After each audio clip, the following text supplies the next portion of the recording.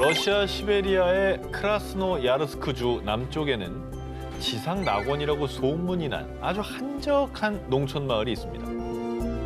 너무 좋은데. 그죠? 와, 좋다. 너무 좋다. 한 일주일만 있고 싶다. 약 20개의 군락을 이뤄 사는 이 농촌 마을의 주민들은요, 이곳을 유토피아라 부르며 외부와의 접촉을 최소화한 채 주로 마을 안에서만 생활했는데요. 이 마을의 격리된 생활 방식으로 인해 코로나19가 전 세계적으로 확산되던 지난해 많은 사람들 사이에서 안식처를 각광받으며 이주 문의가 쇄도 코로나19 이후 마을 주민의 수가 3배 이상 급격히 증가하기도 했습니다. 그런데 지난해 9월 22일 평화롭던 이 외딴 마을에서 갑자기 체포작전이 펼쳐졌습니다. 어머. 완전 무장한 군인들 아닙니까? 호송차, 버스, 구급차와 의료 대원이 마을 일대에 쫙 배치가 됐고요. 심지어 헬기 넉 대와 중무장한 특수부대, 러시아 연방보안국의 병력들까지 동원됐는데요. 저 정도면 테러리스트 진압하는 수준 아니에요? 그죠. 무슨 일이지? 궁금한데. 그리고 특수작전 끝에 현장에서 체포된 사람은 바로 이 마을의 지도자였던 세르게이 토로프였습니다. 설마. 아니 저런다고 그거 믿어요? 그는 바로 사이비 종교의 교주였는데요.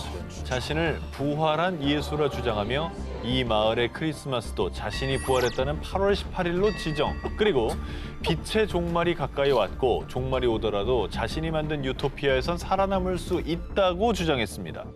토로프가 예수를 사칭한 배경. 시베리아에서 교통경찰로 일했던 토로프는 1989년 직장에서 해고된 뒤 갑작스런 각성을 통해 하나님께서 나를 이 땅에 보내셨으며 인류에게 전쟁의 폐해와 대혼란에 대해 가르치길 원하신다. 본인을 재림한 예수로 지칭했습니다. 아휴. 당시 구소련의 해체로 혼란스러웠던 시대 상황 속에서 실제로 많은 사람들이 그를 재림 예수로 믿고 따랐는데요. 그렇게 토로프는 1994년 추종자들을 이끌고 크라스노 야르스크주 남쪽의 마을에 최후의 교회라는 사이비 종교단체를 설립. 러시아, 프랑스, 이탈리아 등 세계 각국을 돌아다니며 세계가 종말한다는 교리를 전파했고요. 저렇게 많이 사람 왔어? 봐. CG 아니고? 한때 그를 믿고 따르는 추종자들이 무려 만여 명에 달하기도 했습니다. 진짜 세상은 요지경이다. 토로프는 신도들에게 철저한 채식을 강요했으며 소녀들이 남자 위에 군림하지 않도록 수줍음과 나약함으로 길들이는 등 독특한 교육 방식을 도입. 거기다 아픈 사람이 속출해도 외부와의 단절을 이유로 병원에 데려가지 않았고요. 아이고. 그렇게 병들어 사망하거나 자살하는 신도가 늘어나자 러시아 당국의 감시를 받게 됐는데요. 그런데 재림 예수로 추앙받던 그가 체포된 결정적 이유는 따로 있습니다. 그는 신도들로부터 돈을 빼서 횡령하고 정신적인 학대와 폭력까지 가했던 겁니다. 그의 이런 추악한 혐의가 드러나면서 앞서 보여드렸던 체포 작전으로 긴급 체포. 저런 거 하면 안 됩니다. 사이비라고 하잖아요. 전 세계 이런 사이비 종교를 믿는 사람들이 그 나약한 점을 파고 들어가지고 그 사람 갈취하고 그 사람한테 나쁜 짓 하고 이런 사람들이 너무 많기 때문에 더 혼란이 가중되는 것 같아요. 지구가 끝나는 날 19, 18위 공개합니다. 신세계를 꿈꾸는 몸의 사원. 1994년 10월 4일 캐나다 몬트리올 북부 모린하이츠에서 불에 탄 시신 5구 발견. 10월 5일 스위스 서부 셰이리 마을과 스위스 남부 그랑주 슈르살방에서 시신 48구 발견. 자, 이틀 사이에 캐나다와 스위스에서 총 53명이 한꺼번에 사망하는 이 충격적인 사건이 벌어졌습니다. 이 스위스랑 캐나다는 가까운 나라도 아닌데 되게 멀죠? 양쪽에서 이 여러 명이 사망한 사건이 관계가 있는 거예요? 자, 더욱더 충격적인 거는요. 시신들 중 상당수가 특이하게도 죽음에 앞서 마치 모종의 종교의식을 치른 듯 장미와 십자가가 그려진 예복 차림의 둥근 대열로 누워 있었다라는 점입니다. 자, 그들이 입고 있던 예복은 태양의 사원이라는 사이비 종교를 상징하는 것이었습니다. 아, 또 이거 사이비 종교에서 집단 자살한 것 같은데? 이거는 뭐 지금 죽어야 천국 갑니다 뭐 이런 것 같은데? 맞아. 하지만 일부 시신에서 발견된 총상과 마약 주사 흔적, 또 일부 시신은 비닐봉지에 쌓여있거나 양손이 묶여있기도 했는데요. 이에 경찰은 이 사건을 집단 살해로 판단했고요. 살인 혐의로 교주 릭 주렛과 지도자 조셉 디 망브로를 수배했지만요. 얼마 가지 않아 이 두 사람도 시신으로 발견. 이 사건은 살해 사건에서 집단 자살 사건으로 수사 방향이 전환됩니다. 그리고 얼마 후 스위스의 한 사교 연구 전문가가 이날 태양의 사원으로부터 무덤 저편의 편지라는 서한을 받았다라고 밝힘으로써 시신으로 발견된 사람들이 살해된 것이 아니라 집단 자살했을 가능성을 높여주었는데요. 근데 손발이 아니, 근데, 묶여있죠. 뭐 비닐에 감싸져 있는 시신도 있었다고 하는 거 보니까 굉장히 찜찜한 상황이에요. 어떻게 보면 자살을 좀 강요하지 않았을까라는 생각이 좀 들어요. 왜냐면 마약 주사했다는 흔적도 있다 그랬잖아요. 그러니까 마약으로 정신을 못 차리게 하고 죽이면서 마치 이제 이 여기 있는 사람들이 전부 다 같이 죽어야 된다 이런 걸 강요한 게 아닌가. 태양의 사원은 벨기에 출신의 심령치료사였던 교주 릭 주렛이 설립한 사이비 종교 집단인데요. 릭 주렛은 신도들을 모으기 위해 유럽 각지를 떠돌면서 이런 주장을 했습니다. 조만간 말세와 함께 불의 심판이 닥칠 것입니다. 이 종말론에 심취한 신도들은 스위스를 중심으로 유럽, 캐나다 등지의 한적한 농촌 마을에서 비밀 집회를 가지며 모두 인류 멸망의 시나리오에 매달렸습니다. 종교가 아니라 종말론을 믿었던 거네. 그죠? 불안함을 또 이용했네, 그죠? 심지어 교주와 지도자들은 신도들로부터 돈을 착취하고 죽음을 강요하기까지 했는데요. 신세계에 가기 위해서는 죽음을 택해야 합니다. 그렇게 이들은 점점 말세가 다가온다는 생각이 들자 종말론 교리대로 모두 함께 자살을 한 것으로 추정되고 있는데요. 저 신도들은 교주한테 조종당해서 피해자예요. 그럼요. 그래서 죽은 거니까 이건 타살이나 마찬가지죠. 타살이죠, 타살. 예. 자, 그런데 더욱더 안타까운 점은요. 태양의 사원 신도들은 이 충격적인 집단 자살 사건이 벌어진 후에도 소규모 비밀 결사체를 이루어 계속 비밀 집회를 이어왔다는 것입니다.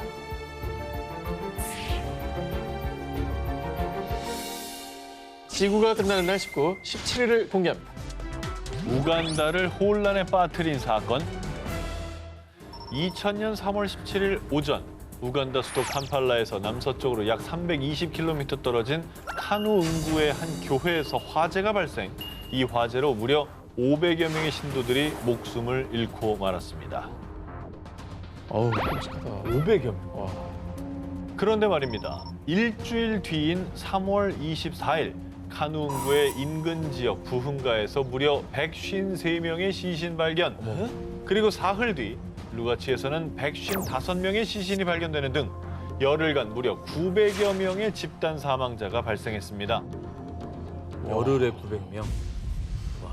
당시 희생자들은 한 사이비 종교와 관련이 있었습니다. 1980년대 이후 우간다를 비롯해 아프리카의 수많은 사람들이 내전과 기아, 에이즈 등에 시달렸는데요. 그리고 이런 혼란스러운 틈을 타 신흥 종교와 사이비 종교가 성행. 1989년 신의 십계명 부활이라는 사이비 종교가 등장했습니다. 인간들이 성서의 십계명을 제대로 실행하지 않아 1999년 12월 31일 종말이 올 것입니다. 그러나 자신의 예언이 불발되자 1999년이 아니라 올해 2000년 3월 17일이 지구 종말의 날이 될 것입니다. 이렇게 2000년 3월 17일 성모 마리아가 나타나 신도들을 천국으로 인도한다며 사람들을 현혹시켰고요. 결국 집단 자살이라는 극단적인 방법의 결말을 택했던 겁니다. 결국에는 약간 그 심리적 고리를 이 사람들이 이용한 거라밖에 생각이 안 들어요. 아니, 어느 종교가 자살을 권하겠습니까? 어느 종교? 그런데 여기서 더 소름 돋는 건요. 3월 21일 우간다 경찰의 발표에 따르면 화재 발생 직전에 종교 지도자들이 밖에서 놀던 아이들을 건물 안으로 데려갔다는 증언을 확보. 뭐야? 또 성인 시신 6구에서 폭행의 흔적이 발견됐다고 합니다. 이건 명백한 그냥 살인이고요. 아무것도 모르는 애들은 또 무슨 잘못입니까? 얼마나 무서웠겠어요. 종교라고 포장만 했을 뿐 세상과 사람들을 어지럽히는 혹세 무민일 뿐입니다. 지구가 끝나는 날 19, 16일을 공개합니다. 종말을 예언한 양치기 소년? 2011년 5월 21일 미국의 F라디오 방송국 앞에는 100여 명의 취재진이 몰렸고 사람들이 카운트다운하며 무언가를 기다리고 있었습니다. 보통 새해가 시작될 때 카운트다운 하잖아요. 많이 하죠. 뭐 이 동네 큰 행사가 있었던지 아니면 뭐 대단한 사람이 왔었던 건가요? 사람들이 라디오 방송국 앞에 모인 이유, 이 라디오 홈페이지에 게재된 하나의 글 때문인데요. 심판의 날, 선택받은 사람들은 휴거되어 하늘로 올라가고 나머지는 불의 심판을 받을 것이다 라고 적힌 8쪽짜리 예언서였습니다. 종교가 아니라 방송국이 그랬다는 게 정말 의외네. 그렇죠. 그러니까 그거 믿는 분들이 요 앞에서 모여서 카운트다운을 한 거잖아요. 이 라디오를 통해서 종말을 예언한 사람이 누구냐? 바로 이 라디오 방송국의 설립자이자 당시 미국 최고의 성경 이론가라는 명성을 가진 해롤드 캠핑이었습니다. 유명한 사람이었구나. 캠핑의 종말 예언을 믿은 사람들은 직장이나 학교를 그만두고 전 재산을 처분하기도 했습니다. 이혼 또 자살까지 할 정도로 그를 맹신하는 사람들이 많았다고 하는데요. 하지만 그가 종말일이라고 예언한 날짜 2011년 5월 21일 모두가 알다시피 아무 일도 없었잖아요. 예언이 틀리자 그는 자신의 방송국에도 모습을 보이지 않았습니다. 그리고 나서 이틀 뒤인 23일 사실 5월 21일은 보이지 않는 심판의 날이었습니다.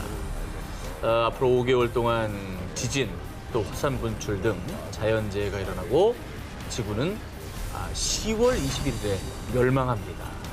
이에 일부 사람들은 뭐야 이거 예언이 맞은 적이 있긴 한 거야? 아니 지금 보니까 완전 거짓말지기 양치기 소년이랑 다를 게 없네 라며 더 이상 캠핑을 믿을 이유가 없다는 반응을 보였고요. 그런데 2011년 종말 예언 전에도 그는 1994년 9월 6일 종말이 일어날 것이라며 틀린 예언을 했었다고 합니다. 이런 사이비 교주도 있었어요. 어떻게요? 내가 기도로 막았다고. 참신하다. 아니 이게 종말이 안 왔잖아요, 목사님. 어떻게 된 겁니까? 제가 기도로 막았습니다. 그러니까 믿는 사람들 사이에서는 더 막 우와 우리 목사님 이렇게 되겠네. 그가 또다시 밝혔던 10월 21일 종말 예언까지 틀리자 이 캠핑은요. 라디오와 웹사이트를 통해서 공개적으로 사과문을 발표하며 더 이상 종말을 예언하지 않겠다는 뜻을 밝혔습니다.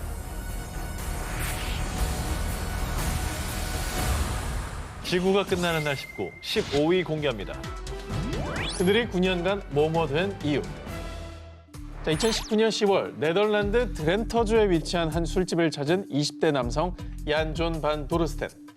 긴 머리에 지저분한 수염까지 누추한 행색의 얀은 어눌한 말투로 맥주를 주문한 뒤 연거푸 들이켰는데요.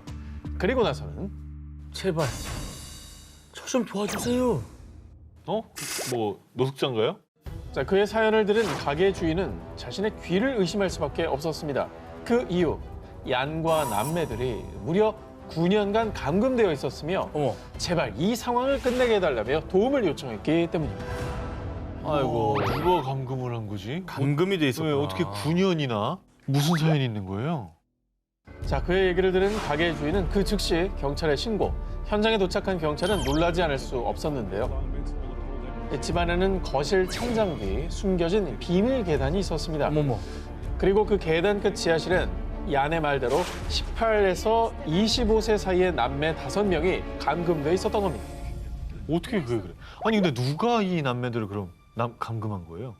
6명의 남매를 9년이나 감금한 사람은 놀랍게도 그들의 아버지, 게리트. 아빠, 바깥 세상엔 우리 말고 다른 사람은 없어요? 우리가 이 세상의 유일한 생존자란다. 그래도 답답한데 우리 밖에 나가면 안 돼요? 밖에 나가면 나쁜 영혼이 우리 몸에 들어와서 절대 안 돼. 이 세상은 곧 종말이 올 거라고. 과거 사이비 종교의 심취에 잘못된 믿음을 가지게 된 게리트는요. 공범인 조세프와 함께 세상이 종말한다며 남매들을 감금, 농장 텃밭에서 난 채소 등 자급자족을 통해 생활하게 했습니다. 자, 그런데 공범 조세프는 남매들을 감금해 놓고 자신은 평범한 목수로 생활했고요. 아버지 게리트는 태연하게 SNS 활동까지 했습니다. 근데 아무리 자기가 아버지라고 해도 막 그렇게 애들의 미래를 자기 마음대로 막 그래도 돼요? 자, 그런데 정말 추악하게도 아버지 게리트는 남매들이 어릴 때부터 이 불결한 영혼이 몸에 들어간다며 학대를 일삼기까지 했습니다. 자, 그리고 종말론을 빙자한 9년간의 악행은 6남매 중 첫째인 얀이 탈출하면서 세상에 탄로났고요. 자, 그런데요, 정말로 안타까운 것은 오랜 세월 세뇌당한 남매들 중에 일부는 학대를 당했다는 사실조차 인지하지 못한 채 구조된 후에도 지금까지 아버지의 말이 옳다고 믿고 있습니다. 이 아이들은 풀려난다 한들 이 사회에 적응해서 살 수 있겠냐고. 다시 아빠 찾아가 봐 걱정이야.